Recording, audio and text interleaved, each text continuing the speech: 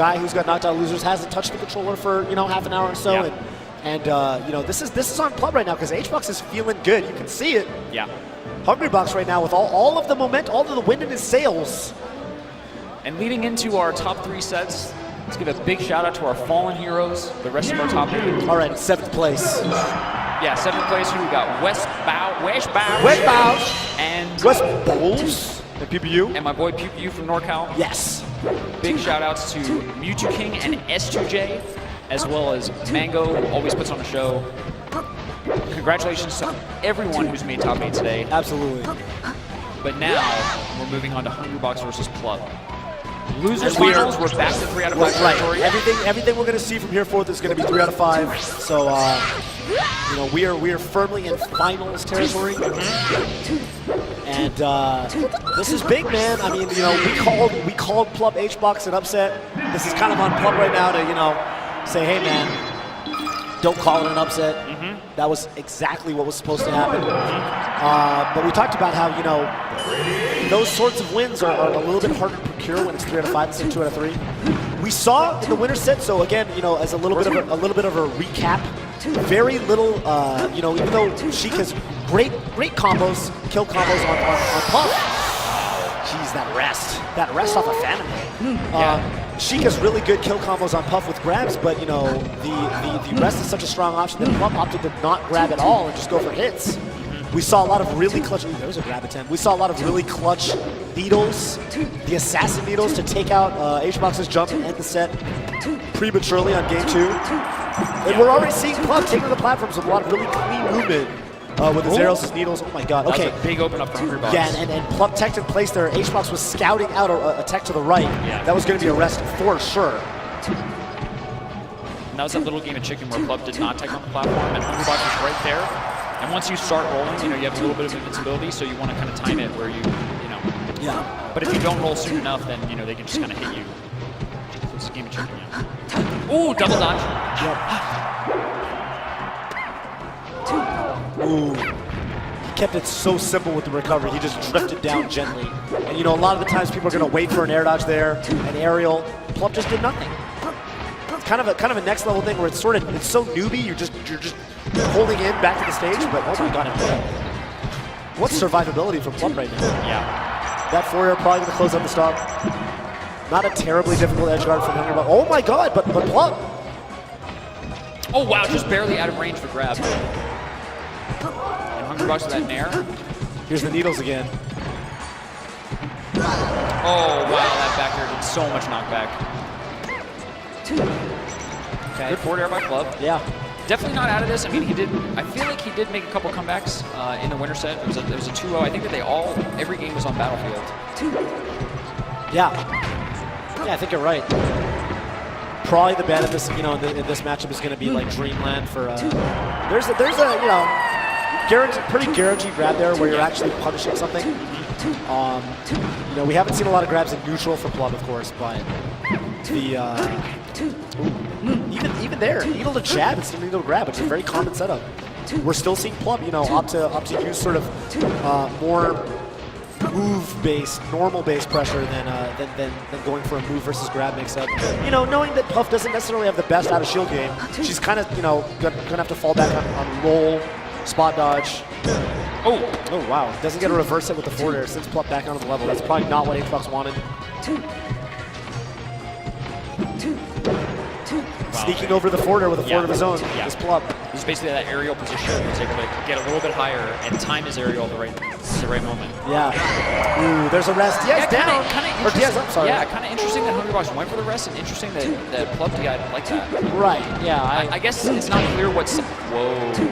That was a call. That was a call. Wow. Yeah, no, absolutely. That's you don't see that every day. And what better, kind of sequence to pull that back? We're suddenly at basically a fully tied game after Hungrybox had the lead basically since the start. Yes. Okay. Hungrybox with the positioning. Wow, he wave dashes right into all those needles. And I was looking for a rest from Hungrybox there. He did take it, opted to combo onto the top platform instead with the up air. Yeah, I think he just didn't have enough jumps.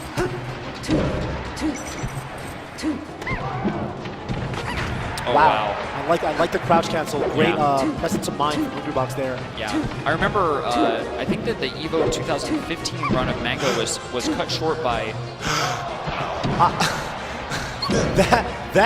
If Hungrybox reacts correctly, that's a rest 10 out of 10 times. Yeah. But he did not react correctly. He was a little slow. Maybe just thinking Plup wouldn't do it, you know? Right, Like, and that was to be primed. Whoa! Oh, and that's it. The comeback. rising background of shield actually very difficult to get the strong hit off that. And Plup pulling that game in. He was behind most of the game. I feel like he was absolutely behind for most of the game. Yeah, great comeback by Plup. All right, so we're going to Dreamland. I mean, you know, I talked about how this is probably the ban of the 2-3 set, but we have no bans in best of 5. So here we are. Oh my God, Plup. You know, Puff, traditionally considered not a very difficult character, or sorry, not a very easy character to combo. Yeah. Yeah, But, definitely true. Yeah,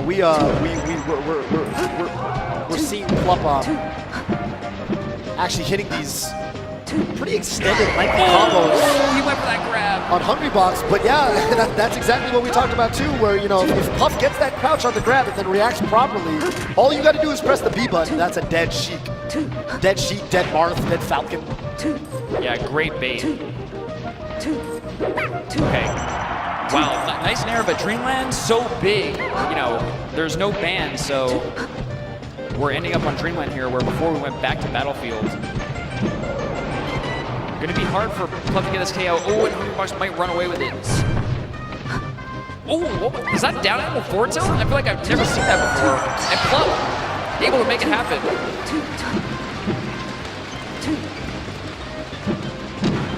And I hear the, what are those things called?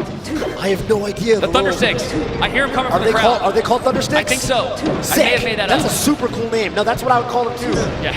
If I, well, I don't know. Probably call them little foamy clappy thingies. Yeah, the clappy thingies. Yeah. Oh, a great down tilt to extend that combo. Yes. Yeah, no, that's what I'm talking about, man. He's actually like, you know, we don't think of Hungrybox or of Jigglypuff as a very comboable character in the way that, you know, Fox, Falco, Falcon, Marth. But Plup is finding ways to turn these little, you know, 12, 13% hits into 40, 50% combos, and that's super crucial if you're Plup right now looking to take this set over Hungrybox in the losers finals. Yeah. Yeah, I mean, honestly, like, who thought that Plup would make it this far? And really, he's up one game versus Hungrybox again. Wait a minute. Has to recover on the stage. Good forward smash. Wow, makes it back on the stage. Great roll away by Plup. Back there. Really random down smash. Not really sure what Plup is going for there, but he's got the positioning. Great jab, but Hungrybox with even better DI away. Now throw, what's in it? Yes. So, you know, not really tied up. Hungrybox still with a pretty big lead. Yeah. Yeah, 2 stocks, and you know, this is not a very easy stage to make comebacks on. Because of the size of the stage, you know, Puff has a lot more survivability. And yeah, you know, regardless of the size of the stage, Rest is just gonna do it. Yeah, thanks to the Dave Stupid rule, which is a long-time rule in the community. Yeah, long-standing tradition. Can't go back to Dreamland. Right. Yeah. No, you cannot counterpick a stage you've already won on, and so because you know, Hungrybox won on that stage, Plup knows, you know, and that's kind of a mental thing too. Sometimes you acknowledge, like, all right, look, I am probably not favored to win on this level, so it's kind of fine. I'm going to eat a loss here, or maybe I make an upset and then I'm up 2-0. That's really nice. But you know, I'm probably going to lose here. That's fine. I get my counterpick next, and that's why winning the game 1 in the set is all the more important. But there is Plup with a crucial SD sliding off. You know, because Plup won game 1, you know, if they, so it's like tennis, right? You got the break point, which is where you win on the opponent's serve. Oh my God, again, there's that whiff on the grab. You got the break point, right? And you want to win every time it's your serve, and you want to win at least once when it's your opponent's serve. And the equivalent to that in Smash is winning on your opponent's stage counter thing. And if you win game 1, you don't have to break. You don't have to break, do a break point, and you can still win the set. And that's kind of what Plup's looking at right now. But the problem is he's down 2 stocks to 4 here against Hungrybox and Yoshi's Story. 3 stocks to 4 now. Jeez, and you know, I feel like this is turning into a little bit of a repeat of the situation with Armada, where he's, you know, not looking not looking the most composed. Seems like once he's down in stocks, he's a little flustered, a little shaky. Just kind of going in a little more than he should be. We saw in the winner's set, he was just not grabbing at all. And he was playing very patient, you know, taking the little edges. I feel like he's whipping a lot of grabs now, going for a lot of grab opportunities, kind of living on a prayer, kind of hoping. And, you know, HBox is totally willing to exploit that. Plup a little more solid play now, I'm liking it. But even that, right, calling out a drift forward, looking for a tipper up smash, doesn't get it. HBox juggling it up, and this is a very, very convincing 3-1 stock lead right now. He's got Plup off stage, that'll do it. Ouch. And you know, we talked about just now about how, you know, you've got the break point in tennis, and how in Smash the sort of equivalent is if you win game 1, you no longer have to win on the opponent's counter pick to win the set. And things were looking good. You know, he lost on Dreamland, and that's a-okay, that's fine. But then he lost on Yoshi's, and now Plup is down 1-2. And even if he wins on his counter pick Yoshi story now, you know, he's got to do it again on HBox's counter pick, and that's the other downside from fighting from behind. Not only do you have the numerical disadvantage, you've got the very pragmatic, practical stage disadvantage too. Again, you know, these whiff grabs are happening more and more as the set goes on. Yeah. Maybe Plup feels like he has to make something happen. You know, one thing that's always frustrated me is that Battlefield's really the Goldilocks stage, where there's no other stages quite the same size. You know what I mean? Right. You kind of have to pick, am I going to go to a bigger or smaller stage in Battlefield? Yeah, right. No, yeah. Battlefield for a lot of players feels just right. Oh, that was cute. Yeah. That was he cute. did so much shield damage. Short up nair. Short up deep nair onto, okay. No, is that a thing? I don't know, man. Does he just take does he just take it like a man and then kill you? That's the magic of Hungrybox. So it was sidestep, down smash. HBox crouch cancels and runs in and oh my god.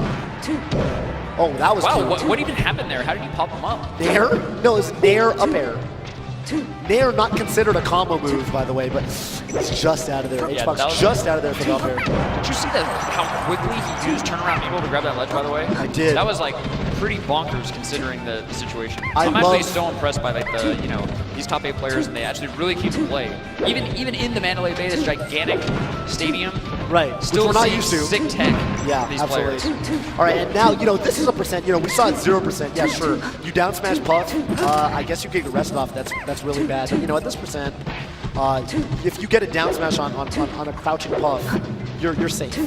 And this is where he's going to be opting to down smash a lot more. So, like right there, for example, was chases him down with the you know, the fast fall descending there instead.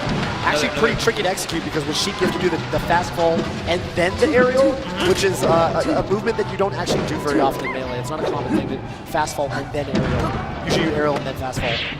All right, and Plup's clawing things back. Yes. I don't know what happened. Is this a KO? Not sure. Not quite. That was fully charged, so that was probably the best punishment he had available to him. Yeah. But, wow, what a turnaround that is, though. The rest not connecting, and That's all right. of a sudden Plup has a lead here. And yo, the crowd coming alive right now for Yes. Plup with the clappy thingies.